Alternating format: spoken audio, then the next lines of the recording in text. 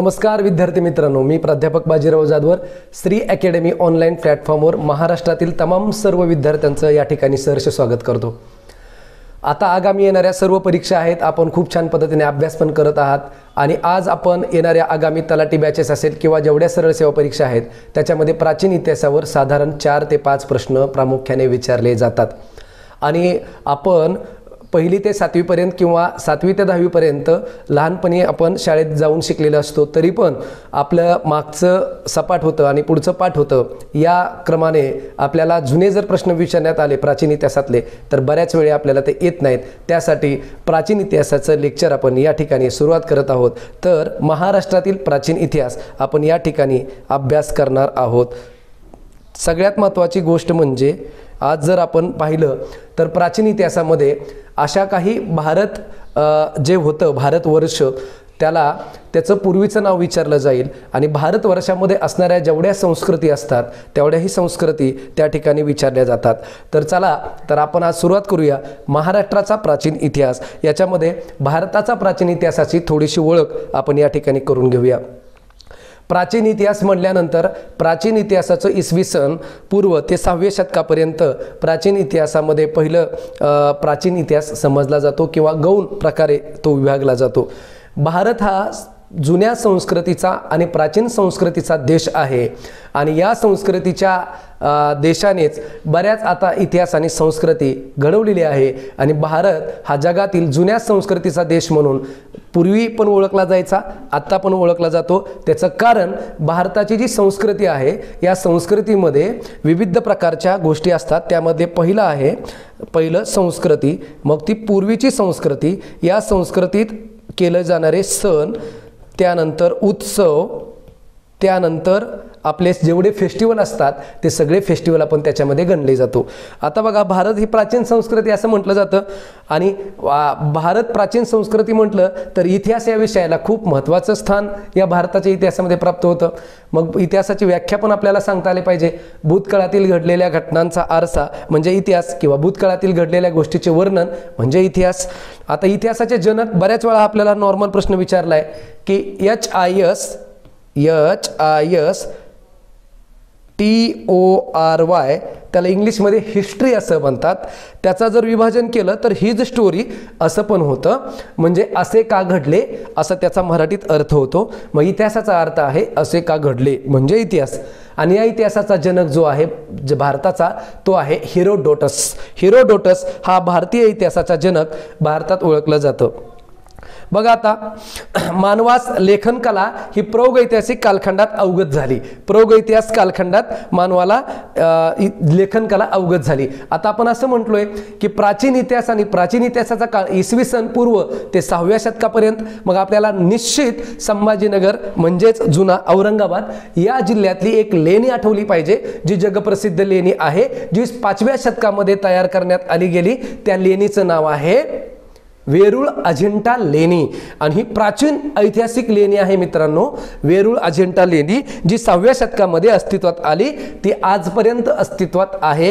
प्राचीन इतिहासात शिल्पकला किंवा आपण त्याला म्हणतो हस्तकलेच्या माध्यमातून त्या ठिकाणी ती लेणी तयार करण्याचं काम त्या काळात झालं। दुसरा काळ आहे मध्ययुगीन काळ, ज्याची सुरुवात 7व्या शतकापासून 15व्या शतकापर्यंत होते। 7व्या शतकापासून 15वी शतकापर्यंत होते, अशा काळाला मध्ययुगीन काळ असं म्हणतात। आणि आधुनिक म्हणजे मॉडर्न एज याला म्हणतात। 16व्या शतकापासून पुढं आत्तापर्यंत म्हणजे 2023 चालू आहे इथपर्यंत लक्षात घ्या, त्याला म्हणतात आधुनिक काळ 16व्या शतकापासून पुढं। मग तुम्हाला माहिती आहे छत्रपती शिवाजी महाराजांचा जन्म झाला ते शतक, त्यांचा मृत्यू झाला ते वर्ष ते शतक, हे सगळं याच्यामध्ये येतं। म्हणजे बघा 1630 असा म्हटलं जातं जन्म, 1680ला मृत्यू म्हटलं जातं। हे आधुनिक काळामध्ये छत्रपती शिवाजी महाराजांचा काळ त्या ठिकाणी संबोधला जातो किंवा येतो। आता बघा, पुढे मानवाला लेखन कला अस्तित्वात होती, पण त्यावेळेस पेन आणि पेन्सिलचा किंवा कशाचा वापर केला जात नव्हता, म्हणून ज्या मोठ्या मोठ्या गुहा होत्या ना त्या गुहेमध्ये दगडाचा वापर करून सांकेतिक चिन्हाच्या माध्यमातून चित्रकला हस्तगत सुरुवातीला झाली आणि माणसांनी प्रौगैतिहासिक कालखंडामध्ये काय केलं, भाषा आणि लेखनकला त्या मोठ्या प्रमाणात अवगत केली. मानवाने अश्मयुग नावाचं, त्याला स्टोन एज असं म्हणतो, अश्मयुग म्हणजे स्टोन एज, त्याच्यामध्ये उदरनिर्वाह करण्यासाठी जी पशु पक्ष्यांची शिकार केली जायची त्यासाठी काही हत्यारं बनवली होती. तर त्या दगडापासून तीक्ष्ण घासून तयार केलेली जी हातकुराड होती ती मानवाने सर्वप्रथम त्या ठिकाणी तयार केली होती दगडाच्या धातूपासून. मग परत मानवाला सर्वप्रथम तांबे या धातूचा शोध लावला माणसाने, तांबे, आणि या तांबे धातूपासून बऱ्याच अशा वस्तू बनवल्या की ज्या स्वयंपाकघरात आणि किचन घरात सुद्धा पुढे हळूहळू अस्तित्वात आल्या आणि ज्याचा वापर पण चांगल्या पद्धतीने व्हायला लागला. आता बघा, हडप्पा संस्कृती नावाची संस्कृतीवर आपल्याला बऱ्याच वेळा प्रश्न विचारला. हडप्पा संस्कृतीलाच म्हणतात सिंधू संस्कृती. सिंधू संस्कृती लक्षात ठेवा. आज ही सिंधू संस्कृती पाकिस्तान या देशात अस्तित्वात आहे, मुलतान, सुलतान या खोऱ्यामध्ये अस्तित्वात आहे.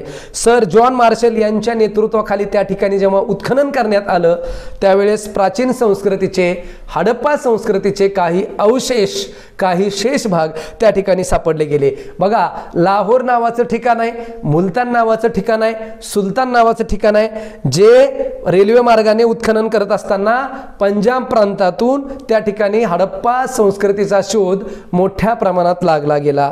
आता बघा, 1922 नावाचा साल आहे. आजपर्यंत बऱ्याच प्रश्नपत्रिकेमध्ये विचारलंय.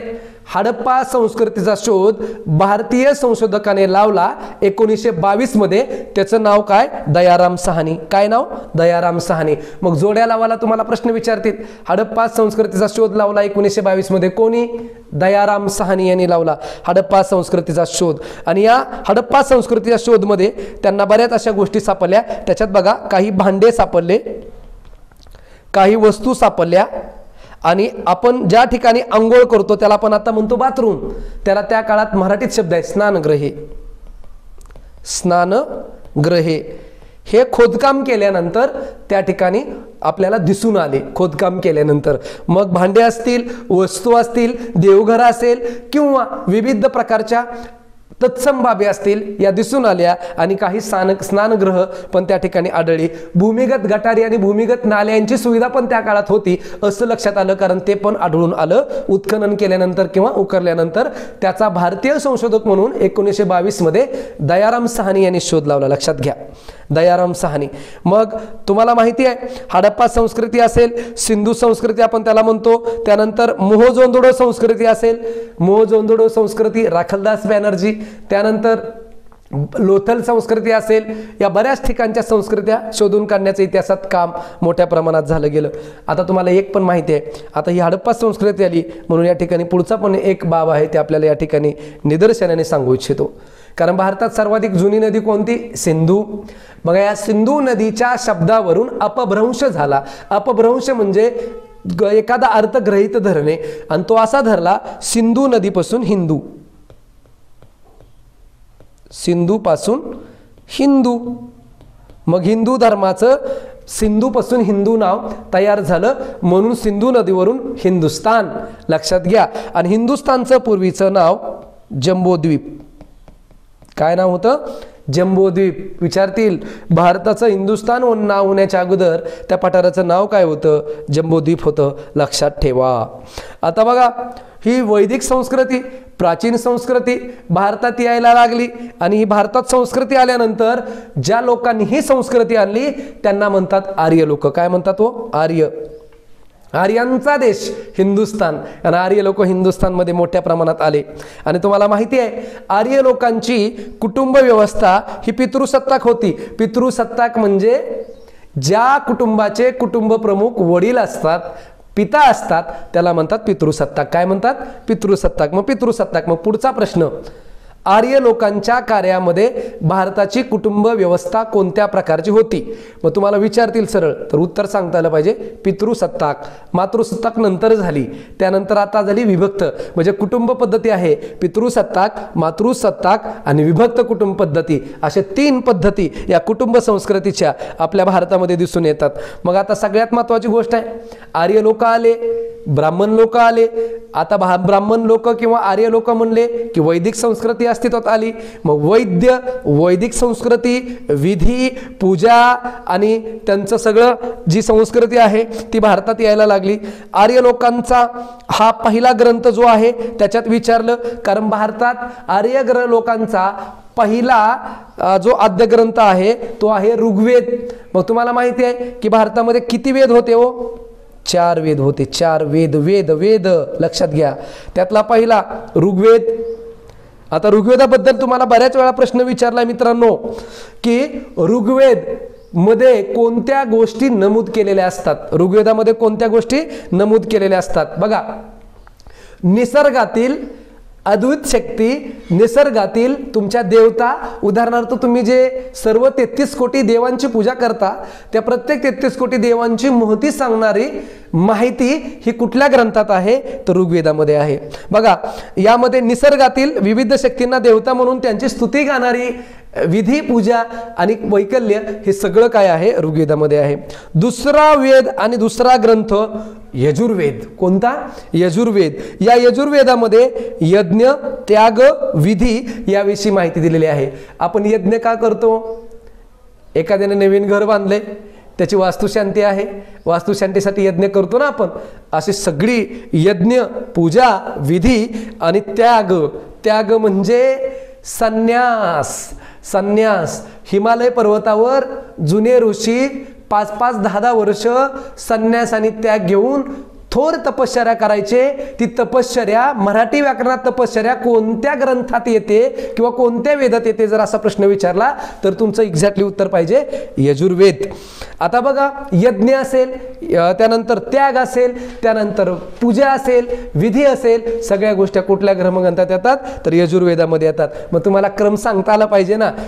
ऋग्वेद, यजुर्वेद, सामवेद, अथर्ववेद. ऋग्वेद, यजुर्वेद, सामवेद, अथर्ववेद हे क्रमांक सिक्वेलनुसार 4 आपल्याला स्पष्टपणे मित्रांनो सांगता आले पाहिजेत. आता पुढचा आहे सामवेद. काय असतं सामवेद? बघा, ऋग्वेदामध्ये विधी, पूजा, यज्ञ किंवा संन्यास या पुढच्याची माहिती देत असताना त्याच्यातले काही गायन करण्याची जी कला आहे, भारतात गायन संस्कृतीला अनन्यसाधारण महत्व आहे. ती गायन कला जी आहे ती सर्व सामवेदातून आलेली आहे. आता तुम्हाला माहिती आहे भारतात 33 कोटी देवांना पूजलं जातं. या 33 कोटी देवांमध्ये जी संस्कृती आहे, जी आपण म्हटलं जायचं त्या काळामध्ये की इंद्राच्या दरबारात अप्सरांचा दरबार भरवला जायचा, त्या काळातील प्राचीन संस्कृती आणि तिथलं जे गायन कला होती, संगीत होतं, नृत्य होतं, ते सगळं सामवेदामध्ये येतात. म्हणजे भारतीय संगीताचा आणि त्याच्या संस्कृतीचा मजबूत पाया कोणत्या वेदाला म्हणतात? त्याचं उत्तर पाहिजे सामवेद. जोड्या लावायला 100% विचारतं सामवेद. पुढे येतं अथर्ववेद. अथर्ववेद. बघा, मला एखादी परीक्षेचा अभ्यास करण्यासाठी पुरेसा वेळ कमी आहे आणि मला परीक्षा जवळ आल्यानंतर टेन्शन येतं, म्हणजे मला माझ्या जीवनात अडचण निर्माण होते. अशा प्रत्येक अडचणीवर, जीवनातील प्रत्येक अडचणीवर, समस्यावर औषधी, वनस्पती उपाय, राज्यशास्त्र आणि संकटावरील उपाय ही सगळी डिटेल माहिती शेवटच्या त्यांच्या वेदामध्ये दिली. त्याचं नाव आहे अथर्ववेद. लक्षात घ्या. जीवनातील अडीअडचणी म्हणजे आपला गीता म्हणजे नावाचा भारताचा सुसंस्कृतीचा धर्मग्रंथ आहे, त्याला आपण म्हणतो भगवद्गीता. या भगवद्गीतावरील जीवनातील प्रत्येक अडीअडचणी आणि समस्यावर ठोस उपाय दिलेला आहे. असा ठोस उपाय अथर्ववेदामध्ये पण दिलेला आहे. लक्षात घ्या. जीवनातील अडीअडचणी, समस्या याच्यावरील ठोस उपाय त्याच्यामध्ये दिलेले आहेत. आता अजून एक प्रकार असतो बघा, संस्कृतीचा, धर्मग्रंथाचा, गद्याचा, पद्याचा, कवितेचा आपण म्हणतो, धड्याचा म्हणतो, उपनिषद. काय असतं उपनिषद? बघा, उपनिषद म्हणजे काय त्याची व्याख्याच आहे. गुरुजवळ बसून प्राप्त केलेले ज्ञानाला उपनिषद असे म्हणतात. गुरुजवळ प्रत्यक्ष बसून प्राप्त केलेले ज्ञान त्याला उपनिषद म्हणतात. उदाहरणार्थ आपण भारतीय इतिहासातील थोर समाजसुधारक यांची एक उपनिषदाची पद्धत होती, त्यांचं नाव या ठिकाणी मी डिटेल सांगतो. गुरुदेव रवींद्रनाथ टागोर. गुरुदेव रवींद्रनाथ टागोर. मी यांचं नाव का बरं लिहिलं, यांचा इतिहास 1 मिनिटात सांगतो. गुरुकुल पद्धती नावाची निसर्गरम्य जीवनात शिक्षण प्रत्यक्ष देणारी, अनुभूती देणारी गुरुकुल शिक्षण पद्धती म्हणजेच उपनिषद. लक्षात घ्या, कारण 4 भिंतीत दिलेलं शिक्षण हे पचनी पडेल हे सांगता येणार नाही, पण निसर्गरम्य जीवनात दिलेलं शिक्षण त्याला येणाऱ्या प्रत्येक जीवनातील प्रत्यक्ष अडचणी त्याच्या समोर आणून सोडवल्या जातात. त्याला गुरुकुल शिक्षण पद्धती असं म्हणतात. ती भारतात रवींद्रनाथ टागोर यांनी कोलकाता शहराजवळून बोलपूर नावाचं ठिकाण आहे, त्या ठिकाणी भारतात सुरुवात केली. आता अजून एक आहे पुढचा अरण्यके. अरण्यके नावाचे ग्रंथ असतात. आता जसं उपनिषद मी सांगितलं गुरुजवळ बसून प्राप्त ज्ञान करणे उपनिषद, तसं अरण्यके म्हणजे काय तर अज्ञातवासात जंगलात किंवा अरण्यात जाऊन एकाग्र चिंतनाने आत्मचिंतन करणे म्हणजे अरण्यके लिहिणे. लक्षात घ्या, अज्ञातवास म्हणजे कोणाच्याही संपर्कात न जाता निसर्गाच्या सानिध्यात जायचं, आत्मपरीक्षण करायचं, एकाग्रता वाढवायची, चिंतन करायचं आणि तो ग्रंथ लिहून टाकायचा, त्याला म्हणतात अरण्यके. मग तुम्हाला एक भूगोलात शब्द सापडेल, दंडक अरण्यके म्हणजे काय, अशी जंगलं, अशी फॉरेस्ट की सूर्याचा किरण सुद्धा पृथ्वीवर पडणार नाही, अशा घनदाट जंगलात मोठे मुनी ऋषी तपश्चर्या करायला जायचे. त्या ठिकाणी त्यांना सुचलेलं ज्ञान, त्यांना सुचलेली अनुभूती अरण्यकेच्या माध्यमातून ते लिहून ठेवायचे, त्याला म्हणतात अरण्यके. म्हणजे बघा 5 गोष्टीचं आपण आता ज्ञान घेतलं. पहिला आपण सांगितला ऋग्वेद, दुसरा सांगितला यजुर्वेद, तिसरा सांगितला सामवेद, चौथा सांगितला अथर्ववेद आणि 5वे 2 ग्रंथ सांगितले ते होतं उपनिषद आणि नंतर होतं अरण्यके. याच्यावर 100% प्रश्न तुम्हाला विचारला जाईल. असे विचारतील जोड्या लावाला, उपनिषद म्हणजे काय, अरण्यके म्हणजे काय, सामवेद म्हणजे काय, ऋग्वेद म्हणजे काय, अथर्ववेद म्हणजे काय, सगळ्यांच्या अर्थ आपण या ठिकाणी बघितलेले आहेत. अजून एक लक्षात ठेवण्यासारखी गोष्ट आहे, इतिहास आपण शिकतोय म्हणून रवींद्रनाथ टागोर यांनी शांतिनिकेतन, विद्यानिकेतन आणि श्रीनिकेतन ही 3 विद्यापीठं गुरुकुल शिक्षण पद्धतीमधून समाविष्ट करून स्थापन केलेले आहेत संपूर्ण इंडियामध्ये, संपूर्ण भारतामध्ये. हेही लक्षात ठेवा, कारण विचारते शांतिनिकेतन लोक विद्यापीठाची स्थापना भारतात कोणी केली, रवींद्रनाथ टागोर साहेबांनी केली, असं लक्षात ठेवा. आणि अभिमानाची गोष्ट 1913 मध्ये भारतातील सर्वप्रथम शांततेचं साहित्याचं नोबेल ज्या व्यक्तीने भारतासाठी मिळवलं त्यांचं पण नाव आहे रवींद्रनाथ टागोर. जनगण मन हे राष्ट्रगीत भारताचं लिहिलं त्यांचंही नाव आहे रवींद्रनाथ टागोर. एवढ्या गोष्टी लक्षात ठेवा. बघा आता भारतात एक संस्कृती आहे, प्रत्येक व्यक्ती त्याच्या धर्माचा भुकेला आहे, त्याच्या धर्मात आचरण केलेल्या संस्कृतीचा, नियमाचा तो काटेकोरपणे पालन करत असतो. आणि जर तो चुकीचा वागला तर समाजातून त्याला एकच गोष्ट ऐकायला मिळते की तू धर्म बुडवतो आहेस, असं ऐकायला मिळतं. म्हणून प्रत्येकाच्या जीवनात प्रत्येकाचा धर्म प्रिय असतो. सगळ्यांचे धर्म सगळ्यांच्या हितासाठी प्रिय असतात. त्यासाठी भारताचं संविधान पोषक वातावरण तयार करतं. पण भारतात जुन्या काळापासून आजपर्यंत काही धर्म आहेत, त्यांचे धर्मगुरू आहेत, त्यांचे काही ग्रंथ आहेत आणि त्यांचे जी काही पावन स्मृती पुण्यभूमी आहेत त्यांची नाव आपण या ठिकाणी आता बघूया. जगातला आणि भारतातला सर्वाधिक लोकसंख्येचा आणि मोठा धर्म हिंदू धर्म. मी आता सांगितलं तुम्हाला, सिंधू नदीवरून शब्द तयार झालेला आहे हिंदू. हिंदुस्थानामध्ये हिंदू धर्म. मग आपल्या भारतामध्ये हिंदू धर्मामध्ये सध्या प्रचंड ज्ञान, प्रचंड नेतृत्व करणारे एक व्यक्तिमत्व आहे. ते हिंदू धर्माचे मोठे धर्मपंडित आहेत. त्यांना म्हणतात आदि शंकराचार्य. काय म्हणतात तो? आदि शंकराचार्य. आणि आदि शंकराचार्य हे हिंदू धर्माचे मोठे धर्मपंडित इंडियामध्ये आहेत, भारतामध्ये आहेत. आणि आपल्या भारतातील हिंदू धर्माचा पवित्र धर्मग्रंथ भगवद्गीता. कोणता? भगवद्गीता, ज्याच्यावर लिहिलं यदा यदा ही धर्मस्य, श्रीकृष्णाचं अर्जुनाचं चिन्ह आहे रथावर बसलेलं, तोच पवित्र ग्रंथ भगवद्गीता. आणि लक्षात घ्या, या भगवद्गीता नावाचा शब्द आलाय प्राचीन इतिहासात समाज सुधारकावर 2 प्रश्न याच्यावर निश्चितपणे विचारले जाणार. पहिला प्रश्न, 1893 ला धर्म परिषद शिकागो येथे स्वामी विवेकानंदांनी हा धर्मग्रंथ त्या परिषदेला घेऊन गेले होते. तो धर्मग्रंथ कोणता? उत्तर सांगता आला पाहिजे, भगवद्गीता. दुसरा प्रश्न, महाराष्ट्रात आचार्य विनोबा भावे होऊन गेले यांनी भगवद्गीतेचा समश्लोकी धर्मग्रंथ तयार केला. त्याचं नाव सांगा. त्याचं नाव होतं काय? त्याचं नाव सांगता येईल गीताई. लक्षात घ्या. गीताई. भगवद्गीतेचा समश्लोकी भारतातील दुसरा ग्रंथ कोणता? गीताई, जो विनोबा भावेने लिहिला. बघा, धर्म हिंदू, त्यांचे धर्मपंडित आदि शंकराचार्य, आणि धर्माचा धर्मग्रंथ भगवद्गीता, आणि धर्माची उपासना करणारं ठिकाण मंदिर. कुठलं? मंदिर. उदाहरणार्थ महादेवाचं मंदिर, गणपतीचं मंदिर, मारुतीचं मंदिर, हाही उपासना करण्याची ठिकाणं. चला पुढचा पुढचा पुढचा धर्म जैन. भारतात अल्पसंख्याक असणारा धर्मग्रंथ जैन. आणि पुढचा प्रश्न जो परीक्षेत विचारला होता, पश्चिम महाराष्ट्रातील परीक्षेत सारखंच विचारतात, जैन धर्माची मूळ भाषा कोणती आहे? जैन धर्माची मूळ भाषा कोणती आहे? लिहून टाकतो इथं, उत्तर देतो तुम्हाला. अर्धमागधी. अर्धमागधी. लक्षात घ्या, जसं भारतातील सर्व विद्यापीठामध्ये मराठी, इंग्रजी, हिंदी, उर्दू, संस्कृत शिकवतात, तसं या विषयाला केंद्र सरकारने आणि राज्य सरकारने परवानगी दिली संशोधन करायला. जैन धर्माची भाषा अर्धमागधी. लक्षात घ्या. आणि यांचे धर्मपंडित जे होते ना, ते होते ऋषभदेव आणि श्री आदिनाथ. ऋषभदेव आणि श्री आदिनाथ. आणि यांचा धर्मग्रंथ आहे आगम. यांचे उपासना करण्याचं ठिकाण आहे जैन मंदिर. काय असतं? जैन मंदिर. पुढं बौद्ध धर्म, हा पण अल्पसंख्याक आहे. बौद्ध धर्म याचे नेतृत्व आणि मुख्य प्रवर्तक गौतम बुद्ध. कोण? गौतम बुद्ध. आता गौतम बुद्धांचं नाव घेतलंय, दोन प्रश्न तुम्हाला सिमिलियरली परीक्षेत विचारलेले आहेत. गौतम बुद्ध यांचा जन्म कोठे झाला? गौतम बुद्ध यांचा जन्म कोठे झाला? कुठे झालाय हो गौतम बुद्धाचा जन्म?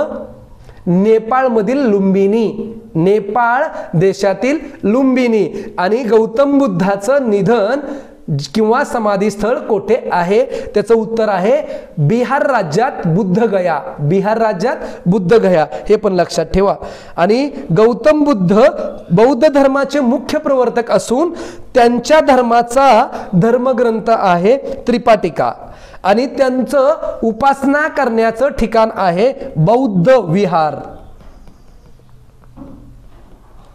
मध्ये एक प्रचंड महाराष्ट्रात संशोधकांनी खळबळ माजवणारं वाक्य आणलं होतं. कारण गौतम बुद्धाच्या काळामध्ये जेवढी मंदिरं असायची त्याला विहार म्हटलं जायचं. आणि काही संशोधकांनी असं पण सांगितलं होतं की त्या काळात पंढरपूरचं मंदिर सुद्धा एक प्रकारचं काय होतं? विहारच होतं. अशा पद्धतीने एक मागच्या 6 महिन्यापूर्वी थोडासा एक मुद्दा महाराष्ट्रामध्ये आला होता. तुमचं करंट अफेअर जर चांगला असेल तर इतिहासाशी तुम्हाला ते लिंक करता येईल. पुढचा धर्म आहे ख्रिश्चन. यांची पण संख्या भारतात कमी आहे, पण जगभरात सर्वाधिक जास्त आहे. या ख्रिश्चन धर्माचे मुख्य प्रवर्तक आणि संस्थापक येशू ख्रिस्त. कोण? येशू ख्रिस्त.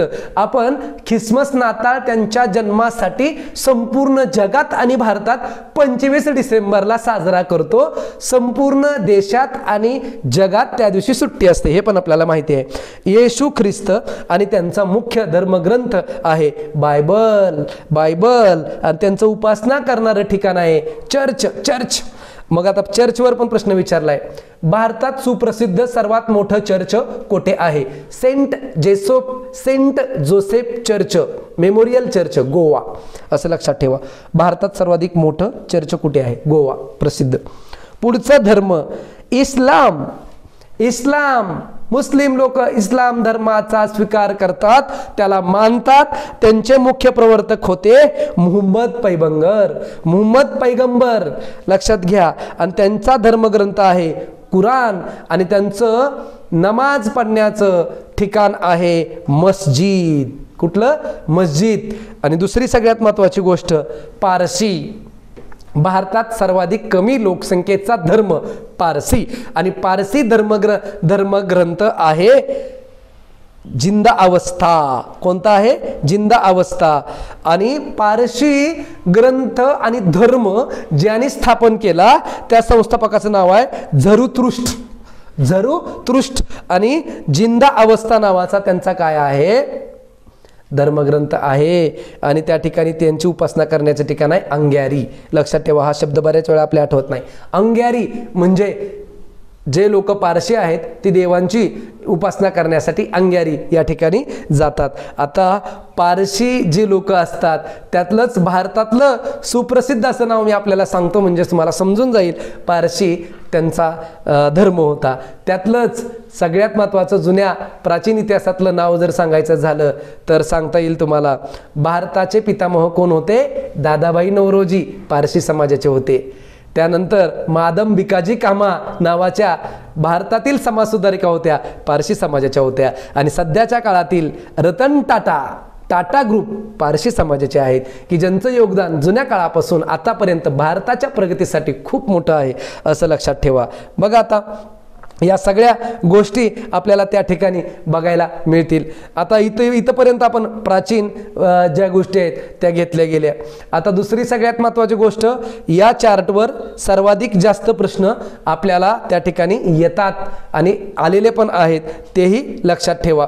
आता इथे अजून 2 प्रकारचे वेगळे नवीन प्रश्न येतात, त्याची आपण चर्चा या ठिकाणी करूया.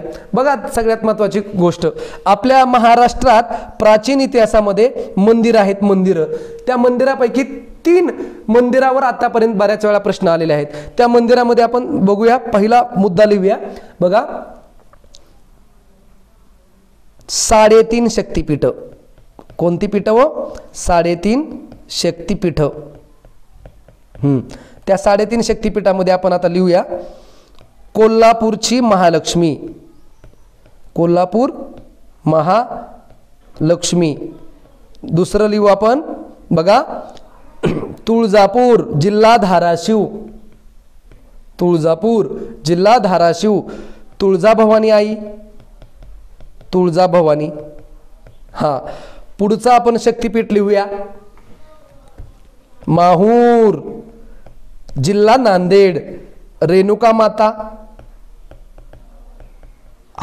आणि जे अर्धशक्तिपीठ आहे ते डी म्हणून लिहितो, ते आहे वणी जिल्हा नाशिक.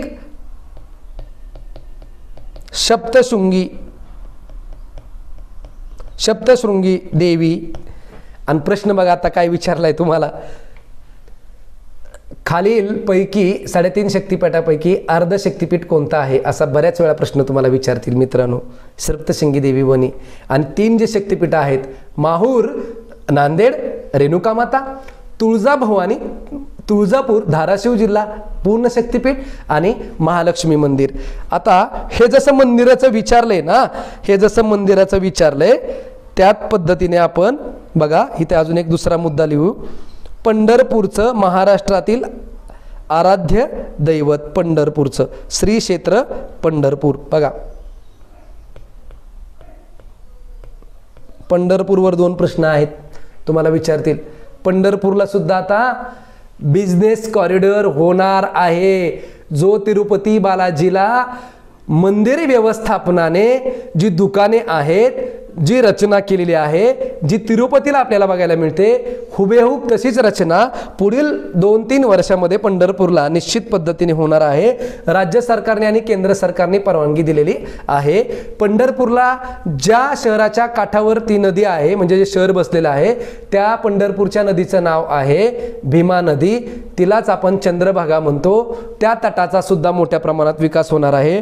महाराष्ट्राचं आराध्य दैवत आहे, आराध्य दैवत विठ्ठल मंदिर. श्री क्षेत्र विठ्ठल मंदिर. लक्षात घ्या, याच्यावर प्रश्न विचारता तुम्हाला.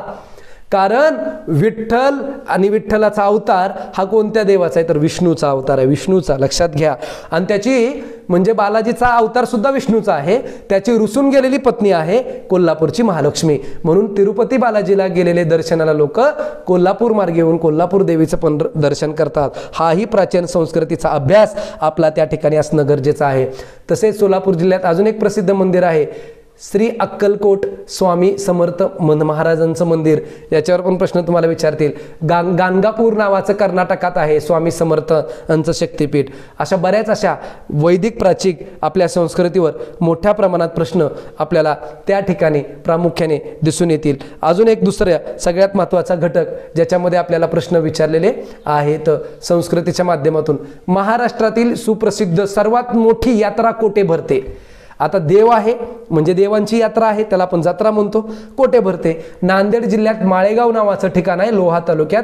संपूर्ण महाराष्ट्रात सर्वाधिक मोठी यात्रा म्हणून त्या माळेगावला ओळखलं जातं, आज लक्षात ठेवा. दुसरी सगळ्यात महत्त्वाची एक जिल्हा स्तरावर प्रश्न विचारला जातो. महाराष्ट्रात गड्डा नावाची सुप्रसिद्ध यात्रा कोणत्या जिल्ह्यात भरते? तेव्हा तुम्हाला तुमचं उत्तर पाहिजे. बघा, गड्डा नावाची सुप्रसिद्ध यात्रा महाराष्ट्रातील सोलापूर जिल्ह्यात भरते. कुठं भरते हो? सोलापूर. श्री क्षेत्र सिद्धेश्वर महाराज यांच्या प्रसिद्ध यात्रेला गड्डा असे म्हणतात. हे पण अगदी तुम्हाला संस्कृतीच्या माध्यमातून माहिती पाहिजे. पुढे बघा, या सगळ्या गोष्टींचा अभ्यास ज्या पद्धतीने आपण करतो त्याच्यावरच प्रश्न आहेत. आता पुढे सगळ्यात महत्त्वाची एक गोष्ट आपल्याला त्या ठिकाणी सांगायला निश्चित आवडेल. प्राचीन इतिहासावर हे मंदिरं, 3.5 शक्तिपीठं, अष्टविनायक आणि प्रसिद्ध त्यांचं अध्यात्म आणि महती ही आपल्याला मित्रांनो माहिती पाहिजे. कारण आपण ज्या महाराष्ट्रात राहतो त्या महाराष्ट्राची फार जुनी संस्कृती आहे मित्रांनो. कारण तुम्हाला प्रश्न सरळ सरळ विचारतं, भूगोलातून इतिहासात जाऊन प्रश्न विचारतं, तो म्हणजे असा, प्रसिद्ध बालाघाट डोंगर रांगेमध्ये खालीलपैकी कोणत्या देवीचं सुप्रसिद्ध मंदिर आहे? त्यावर तुमचं उत्तर पाहिजे. तुळजापूर, तुळजाभवानीचं सुप्रसिद्ध मंदिर. याच पद्धतीने आपण महाराष्ट्रातील अध्यात्म, महाराष्ट्रातील प्राचीन संस्कृती, त्याची महती, त्या देवांची नावं, त्याची ठिकाणं जर व्यवस्थित चांगल्या पद्धतीने अभ्यास केली तर परीक्षेत आपला एकही मार्क जाणार नाही. तत्पूर्वी आपण या ठिकाणी थांबू. धन्यवाद.